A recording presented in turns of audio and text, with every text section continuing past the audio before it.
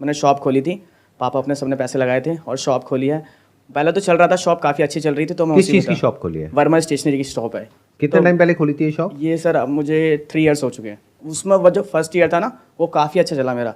बस second year से भी थोड़ा चलने लगा, पर थर्ड ईयर में जो अभी चल रहा है बहुत लॉस हो गया है। तो इस वजह से मैंने अभी जॉब पकड़ी है, और जॉब मेरे को 25,000 सैलरी मिल रही है, बट उसमें 5,000 चली जाती है कन्वेंस चार्ज।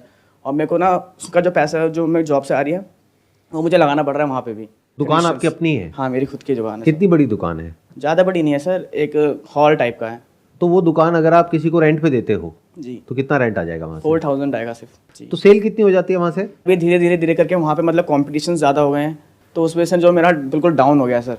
आप कितनी सेल हो रही है आपकी? अभी तो सर बहुत कम हो गई है, 1,000 ऐसे भी नहीं हो रही है। इसलिए मैंने जॉब पकड़ी कि बिकॉज अभी घर में भी कोई नहीं है जिसको उसको कर पाए। उसको संभालता कौन है अगर आप जॉब कर रहे हो तो? अभी तो भाई संभाल रहा है। और जो आपका भाई है अगर वो कहीं पे जॉब करता है तो क्या उसको भी कुछ सैलरी मिल सकती है? हाँ, मिल तो सकती है सर। कितनी मिल जाएगी? उसको भी 20 तक तो मिल जाएगी, 20 से 22 में मिल जाएगी। क्यों, उसने कुछ किया हुआ है? वो भी 12th पास हो चुका है अभी। तो 12th पास पे 20,000 कहाँ से मिल रही है? सर है, मेरी कंपनी है ना, मैं उसमें करवा सकता हूँ। आपकी कंपनी है मतलब? हमारी कंपनी नहीं, मतलब जिस कंपनी में मैं हूँ, जिस कंपनी में आप जॉब करते हो? हाँ, उसमें करवा सकता हूँ। तो 4,000 रुपये महीने का रेंट आ सकता है, प्लस आपके भाई को भी मान लेते हैं 15-20,000 रुपये महीने का मिल सकता है। तो मोटा मोटा आपको 20,000 रुपये महीने का तो नुकसान हो रहा है अगर वैसे कैलकुलेट किया जाए तो आप कह रहे हो वहाँ पे स्टेशनरी शॉप्स और खुल गई हैं जिसकी वजह से प्रॉब्लम आ रही है। जब शुरू में आपने खोली थी अकेले आप ही थे वहाँ पर? सिर्फ मैं ही था अकेले वहाँ पे। तो क्या वो एक मार्केट है जहाँ पे आपने खोल रखा है या अंदर छोटी सी गली में कहीं पे खोल मार्केट रखा है है? सर वो, बट मेरे को देखते देखते ना, और जिन्होंने वहाँ पे कंपटीशन में और खोल रखी है, अब खोली है। और वो आपसे बड़ी होंगी? हाँ, वो मेरे से बड़ी है। तो लोगों को वहाँ ज़्यादा वैरायटी मिलती होगी। वो जो स्टेशनरी का सामान है ना, वो उन लोगों का बहुत वो कर रखा है, मार्जिन बहुत गिरा रखा है उनका, तो इस वजह से पूरा डाउन हो गया सर।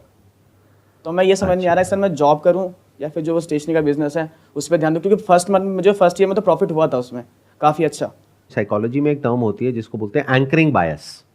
वो क्या होता है कि एक बार आपको एक एक्सपीरियंस हो जाता है लाइफ में, या तो पॉजिटिव या नेगेटिव, वो आपका एक तरीके से एंकर बन जाता है। उसके थ्रू आपका जो माइंड है, आपके जो थॉट्स हैं वो चलने लग जाते हैं। यानी हुआ क्या कि पहले साल में आपको कुछ प्रॉफिट हो गया तो वो आपका एक तरीके से एंकर बन गया।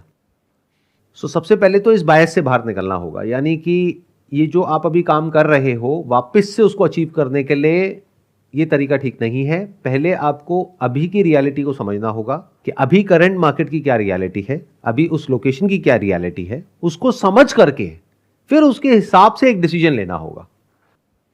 जैसे मुझे जो समझ आ रहा है आपकी सिचुएशन में 2 ऑप्शंस हैं। एक ये कि आप जहां पे जॉब कर रहे हो वहीं पे आपके भाई की भी जॉब लग जाती है और आपको महीने का 40-50 हज़ार रुपये आता है टोटल आपके घर में, विच इज़ नॉट बैड। और सर स्टेबल भी तो नहीं है ना, जैसे जॉब है, अब जैसे मेरा काम वहाँ पे नहीं हो पाया ढंग से, तो फिर वो तो निकाल देंगे मेरे को। और अगर वहां से निकालते हैं तो क्या कहीं और आपको जॉब मिल जाएगी आसानी से या नहीं मिलेगी? मिल तो जाएगी सर, बट उससे मतलब वहाँ का मुझे एक्सपीरियंस अच्छे से हो गया ना। किस फील्ड में जॉब मेरी करते हो? टेलीकॉलिंग मार्केटिंग एग्जीक्यूटिव में है। तो कोल्ड कॉलिंग करते हो आप? कोल्ड कॉलिंग भी करता हूँ। कोल्ड कॉलिंग भी करते हो, और जो इनबाउंड आती है वो ज़्यादा करते हो, आउटबाउंड ज़्यादा करते इनबाउंड हो? आउटबाउंड दोनों। कॉलिंग में कुछ सेल करते होगे और सेल करके उसमें इंसेंटिव होगा। हाँ सर, इंसेंटिव सही हुई है। तो ये जो आप काम कर रहे हो इसकी डिमांड तो कभी भी कम नहीं होने वाली।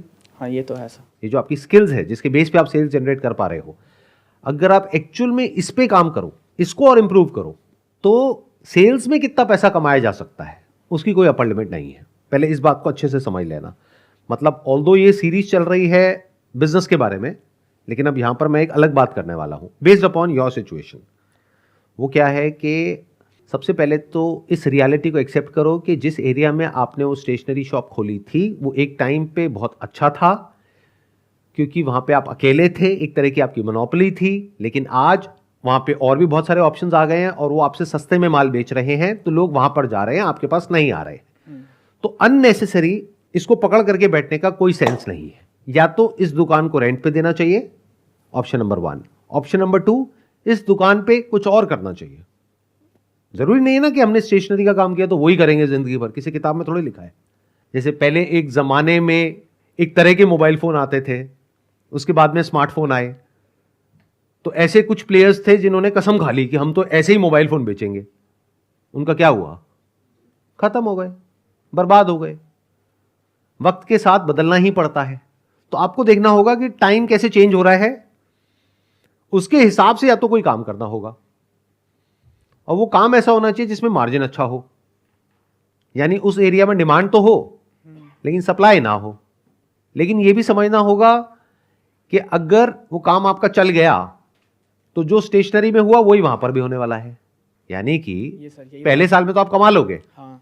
उसके बाद में अगर वो काम चलता हुआ दिख गया आसपास वालों को, उनको दिख गया कि यहां पर इतने लोग आ रहे हैं, तो अगले साल और दुकानें खुल जाएंगी।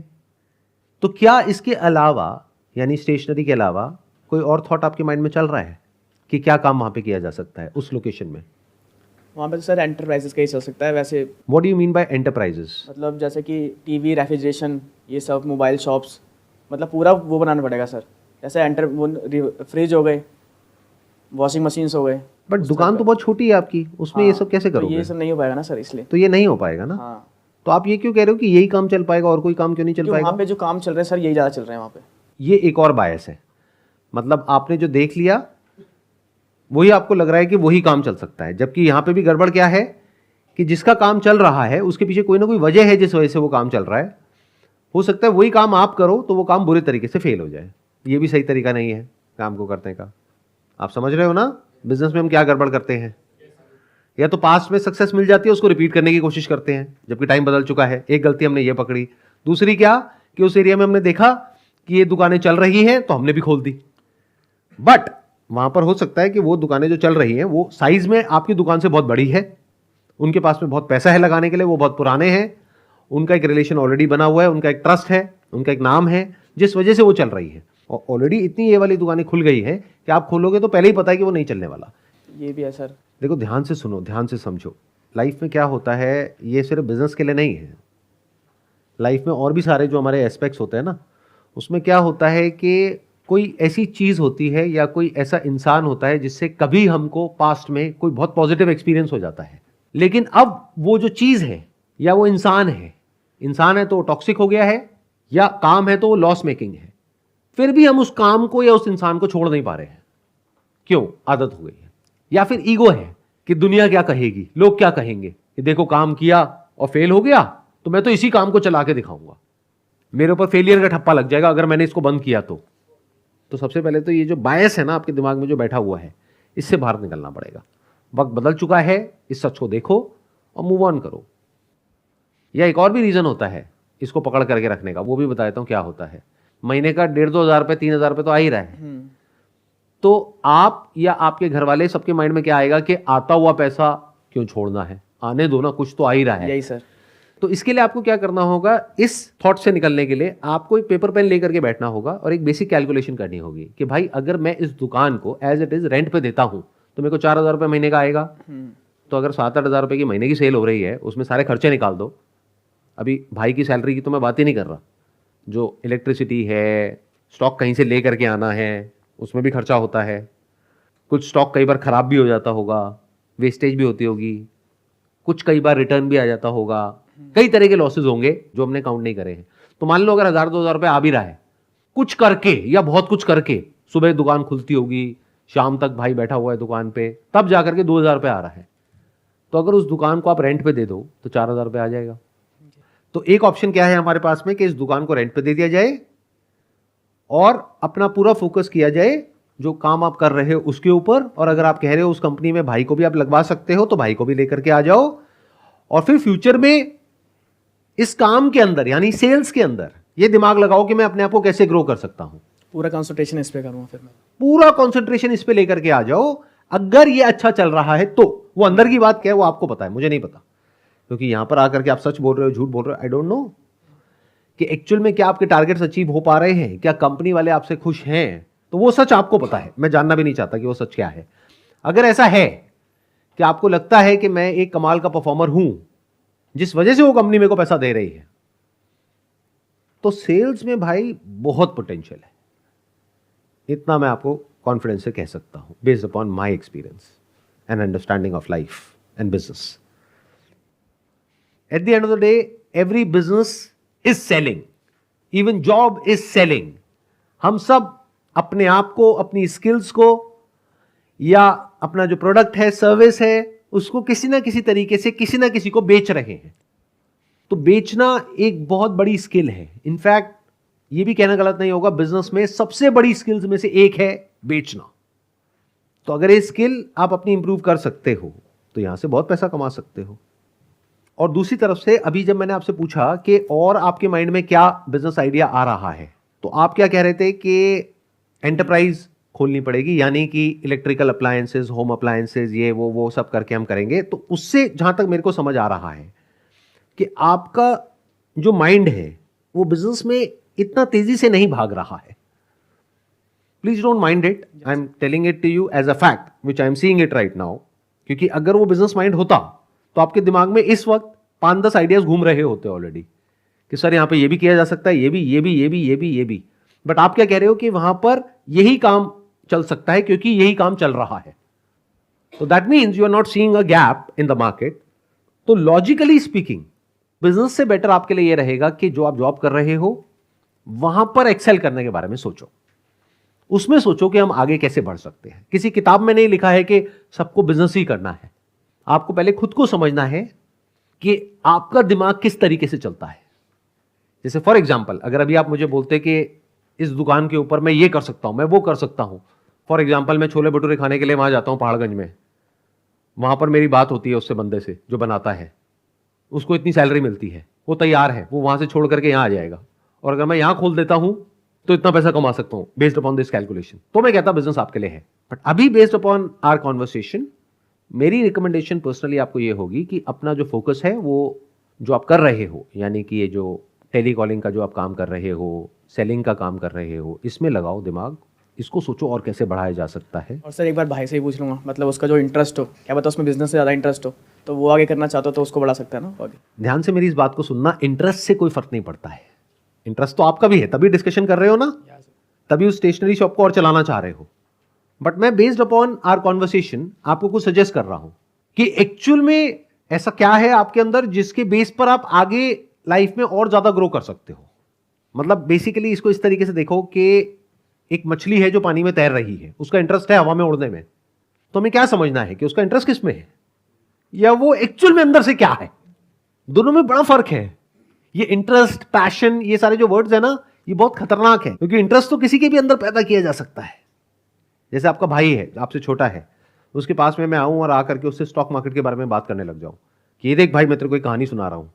ये बंदा है वहां पर यूएस में, इसने $100 से शुरुआत करी थी, यानी 8,000 रुपए से, और आज इसके पास में 8,000 करोड़ रुपए है। तो वो कर सकता है तो तू भी कर सकता है। 4 दिन बाद उसका इतना इंटरेस्ट आ जाएगा कि वो आपसे लड़ेगा आकर के, कहेगा भाई मुझे पैसा चाहिए ये स्टॉक मार्केट में काम करने के लिए। तो इंटरेस्ट का क्या है? इंटरेस्ट तो इतनी सारी बेटिंग एप्स, गैम्बलिंग एप्स चल रही हैं, करोड़ों लोगों का इंटरेस्ट है उसमें। That is not important. You have to see and understand कि वो एक्चुअल में किस काम में अच्छा है या अच्छा हो सकता है। समझ गया मैंने क्या बोला है? देखो, दोनों में बड़ा फर्क होता है। ध्यान से सुनना, मेरी इस बात को ध्यान से समझना। जब हम बात करते हैं ना इंटरेस्ट की, पैशन की, तो इंटरेस्ट क्या आपका आउटकम में है या उस काम में है? जैसे कोई इंसान बोलता है कि भाई मेरा एक्टिंग में इंटरेस्ट है, तो समझना पड़ेगा कि उसका एक्टिंग में इंटरेस्ट है या हीरो बनने में है। दोनों में फर्क देख पा रहे हो? बहुत बारीक सा फर्क है। हीरो बनने में तो सबका इंटरेस्ट है, किसका नहीं है? यानी हीरो बनने के बाद जो लाइफ मिलती है वो किसको नहीं अच्छी लगती है? सबको चाहिए। बट क्या एक्टिंग में इंटरेस्ट है? चलो इंटरेस्ट भी है एक्टिंग में, क्या एक्टिंग के लिए जो टैलेंट चाहिए होता है, या फिर उस टैलेंट के ऊपर इतना काम करना होता है कि वो टैलेंट एक्चुअल में स्टैंड आउट कर सके, क्या उस सब में उसका इंटरेस्ट है, या सिर्फ हीरो बनना चाहता है वो? 99% लोग जो पैशन, इंटरेस्ट, इन सब चीजों की बातें करते हैं, उनका आउटकम में तो इंटरेस्ट है, लेकिन जो उसके लिए धक्के खाने पड़ेंगे उसमें नहीं है। यानी एक्टिंग सीखने के लिए या अपनी एक्टिंग को इंप्रूव करने के लिए धक्के खाने पड़ेंगे, उसमें कोई इंटरेस्ट नहीं है। तो अगर देखना ही है तो ये देखो कि आपके भाई का इंटरेस्ट किस काम में है, और क्या उसमें वो कैपेबिलिटी भी है या नहीं है। कैपेबिलिटी किस चीज की? वो सीखने की, वो समझने की। फॉर एग्जाम्पल, आपका भाई कहता है कि भाई मेरा इंटरेस्ट एंटरप्रेन्योरशिप में है, बिजनेस में है। तो बिजनेस के लिए सबसे इंपॉर्टेंट क्या है? एक ऐसा दिमाग जो खुला हुआ हो, जिसको हर तरफ से अपॉर्चुनिटी नजर आ रही हो। जहां पर लोगों को दिखता है कि यहां कुछ नहीं हो सकता है, वहां पे भी उसको नजर आ रहा हो कि यहां पे भी बहुत कुछ हो सकता है। उसका दिमाग 24 घंटे ऐसे चल रहा हो। अगर ऐसा है तो उसको सीखना पड़ेगा कि बिजनेस होता क्या है। तब मेरी ये जो सीरीज है वो उसके काम की है। फिर वो करेगा, फिर अपनी गलतियों से सीखेगा, फिर जाकर के शायद वो सक्सेसफुल होगा। कुछ क्लैरिटी आ रही है आपको? मुझे अपना जो मैं कर रहा हूँ ना, उस पर मुझे अपना अच्छे से फोकस करना है अब। और भाई को अगर उसका है, अगर वो करना चाहता है उसे अच्छे से, तो मैं उसे एक बार देखूंगा, ऑब्जर्व करूंगा, वो करना चाहता है तो मैं उसको वो करने दूंगा। तो अब मैं अपनी जो जॉब कर रहा हूँ उसको मैं और 100% देना चाहता हूँ, अच्छे से बिल्कुल करना चाहता हूँ उसको। Wish you all the best जो भी आप कर रहे हो उसके लिए। Let's give a big round of applause for